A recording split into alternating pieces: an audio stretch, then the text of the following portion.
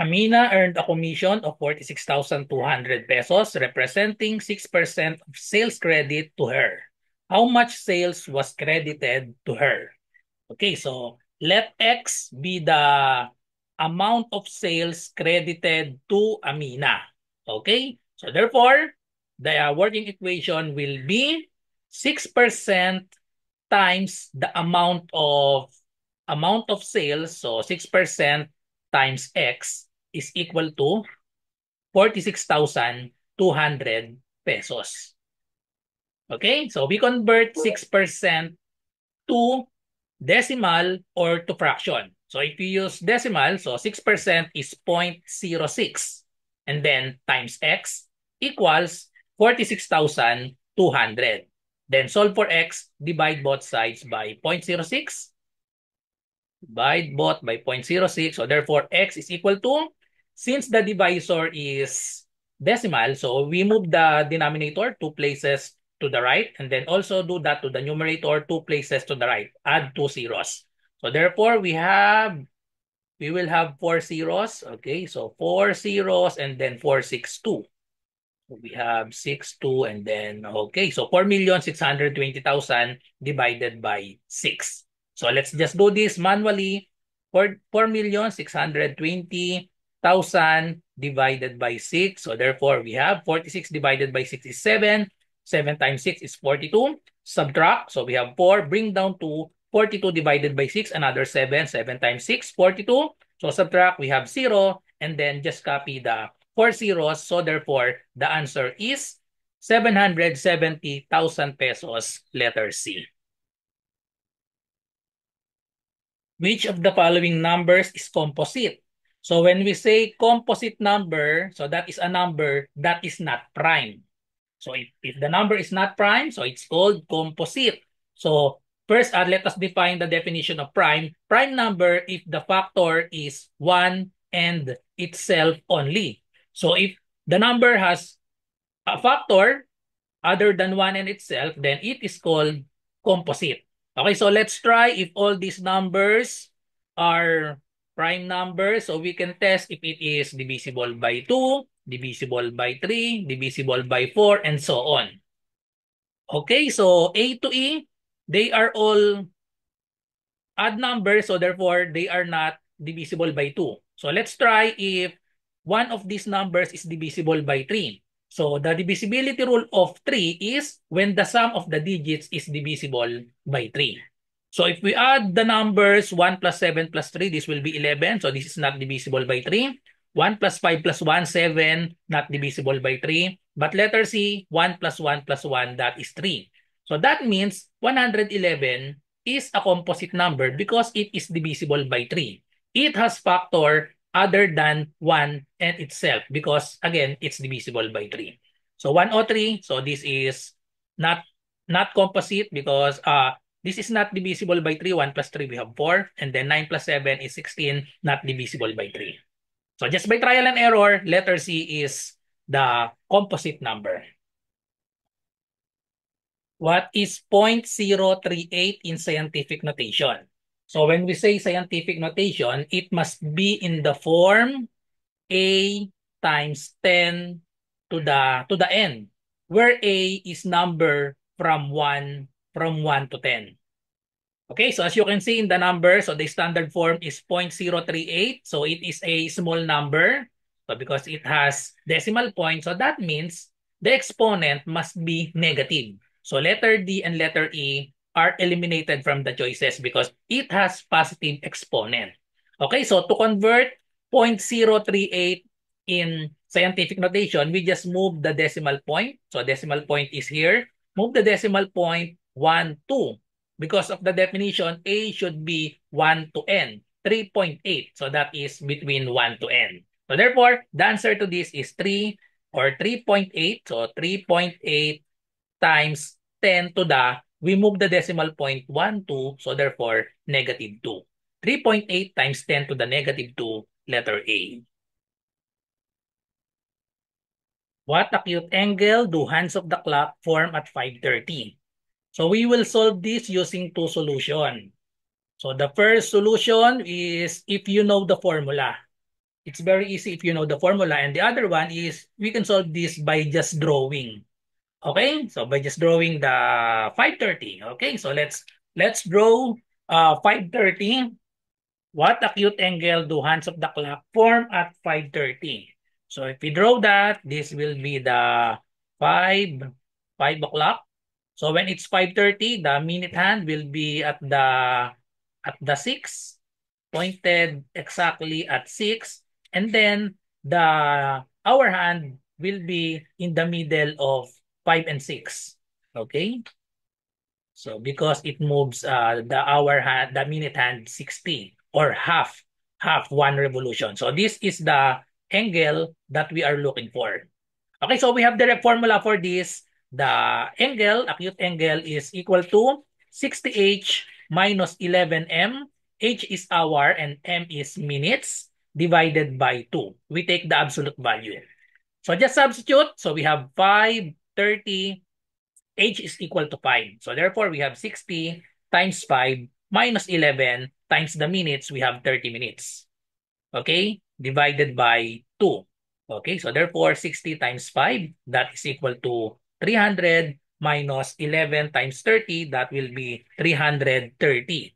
And then divided by 2. So if we subtract this will be negative 30, but it is absolute value. So therefore, that will be positive. So the answer will be 30 divided by 2, and that will be 15 degrees. The answer is letter B. Okay? Or another solution, so just by drawing, if you don't know the formula, so we can just draw. So 5:30 again, minute hand will be at 6, and then the hour hand will be in the middle of 5 and 6. So this is the acute angle that we want to find. So remember that one revolution is 360 degrees. And then we have 12 numbers. 12 numbers in the clock. So divide that by 12. 360 degrees divided by 12, that will be 30 degrees.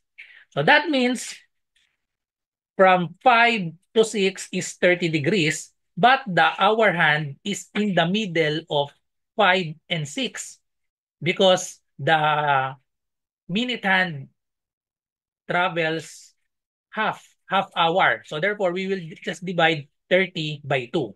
So the final answer, 30 degrees divided by 2 is same 15 degrees, letter B. How many times between 8 and 10 o'clock do hands of the clock form a right angle? So to solve this, all we have to do is draw. Draw from 8 o'clock to 10 o'clock. Okay, so let's start and count the number of right angle that can be formed. Okay, so first, let's start with 8 o'clock. So this is the 8 o'clock. This is the shorthand, 8, and then the minute hand will be to 12. So the first right angle is when the clock moves at somewhere here. The hour hand should be here, and then the minute hand is between 6 and 5. So this is the first right angle. So the second right angle, it is exactly, so this is 8, somewhere 26, 27. And then the second right angle will be when it is exactly 9 o'clock. So we have right angle. So another right angle. Then for the third right angle, if this minute hand moves somewhere between 6 and 7. Okay? So somewhere between 6 and 7 because the hour hand will move between 9 and 10. So we have another right angle here. So we have 3. So the next right angle is when the clock moves 10, between 10 and 11. So this is the shorthand and the longhand will be here. And the time for the next right angle is after 10 o'clock. So this is around 10:08, 10:09. So therefore, we only have 1, 2, 3 right angle from 8 o'clock to 10 o'clock. The answer is letter A, 3.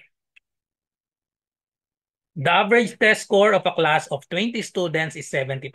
One student found a correction and raised his score by 10. What is the new class average? Okay, so we use the formula for average or mean. The symbol x bar is equal to summation of x over n. So if the average test score of the class is 20 and the average test score of a class of 20, so that therefore that means n is 20, and then given the average is 72. So we have mean is 72 equals, we can solve the total summation of x over 20. So the sum of 20 scores will be just multiply both sides by 20 so that we can get the total. Cancel this. So therefore, the total of 20 test scores is 20 times 72. So 2 times 2, we have 4. 2 times 7 is 14. Just put the 0. 1,440 is the total of 20 students. If one of the students found a correction and raised his score by 10, what is the new average? So the new average will be, so original score of the test of the 20 students is 1,440 if we add that. So we will just add 10 because one student found a correction and raised his score by 10. So therefore, the new average will be 1,440 plus 10 divided by 20. So therefore, this will be 1,450 divided by 20. We can cancel the zeros and then divide this manually.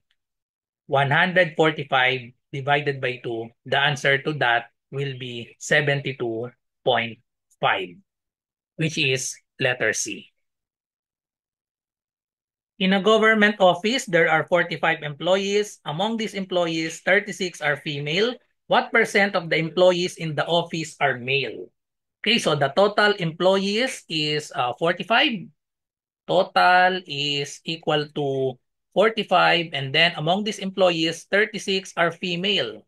So female employees are 36, and then we are looking for what percent of the employees are male.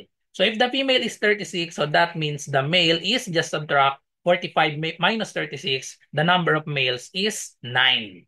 So what percent of the employees in the office are male? Just divide the number of males to the total. So therefore we have 9 over 45. And then convert this to percent, so just divide manually. 9 divided by 45, add 2 zeros. So 9 divided by 45 cannot be, so that is 0. And then 90 divided by 45 is 2. 2 times 45 is 90, subtract. Since the remainder is 0, so just copy this 0. The answer is 0.20 in percent, that is equal to 20%, letter E. A pair of shoes worth 4,500 pesos is to be sold on a 30% discount. What will be its new price? So to get the new price, the formula for new price is equal to the original price times 100% minus the discount. Okay, so this is the shortcut formula. Just multiply the original price by 100% minus the discount. Since if it has no discount, that is 100%. Okay, so therefore the new price will be, the original price is 4,500 pesos times the 100% minus the discount. Discount is 30%. So that means we will only pay for 100 minus 30, 70%. Okay, so times 70%.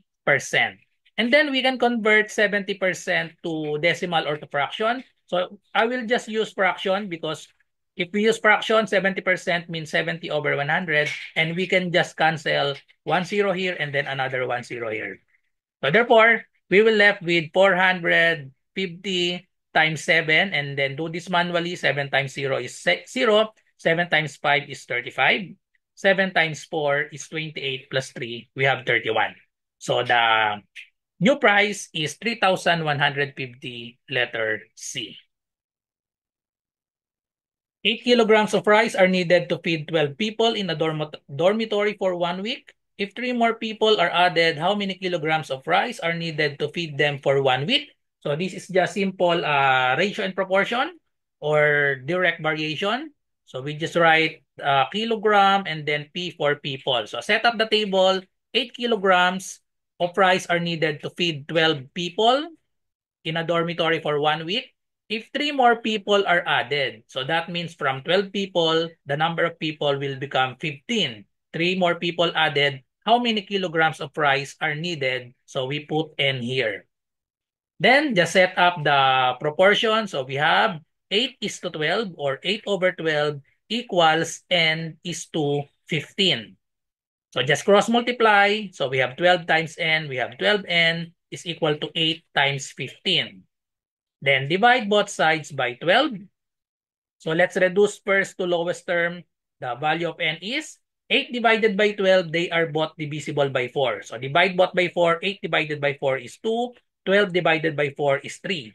Now we can reduce 15 and 3 to lowest term. Divide both by 3. 15 divided by 3, that will be 5. And then multiply the remaining number in the numerator. 2 times 5, that is equal to 10. Therefore, letter B. A group of 5 students has an average grade of 88. When another student joined the group, the average became 89. What was the grade of the student that joined? Okay, so the formula for average is X bar. This is the symbol for average or mean, equals summation of X, the total, over N.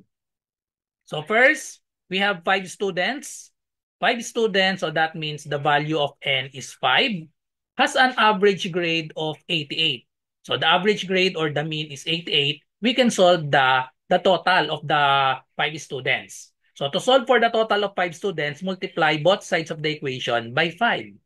So this will cancel out the total summation of X of the scores of 5 students. 5 times 8, we have 40. 5 times 8 is 40. Plus 4, we have 440. So the total of the 5 students' grade is 440. So now, when another student joined the group, the average became 89. What was the grade of the student that joined? So use again the formula. This time, the N will be 6. X bar is equal to the summation of X over 6. So we know that the total of the 5 students is 440. So therefore, we have 440 plus, we don't know the score of the 6 students. So we have over X or plus X divided by 6. And the average for that is, the average for that 6 scores is now 89. So just solve for X. To solve the value of X, we need to multiply both sides of the equation by 6. So that we can cancel this. Multiply manually, 6 times 9, we have 54. 6 times 8 is 48 plus 5, we have 53.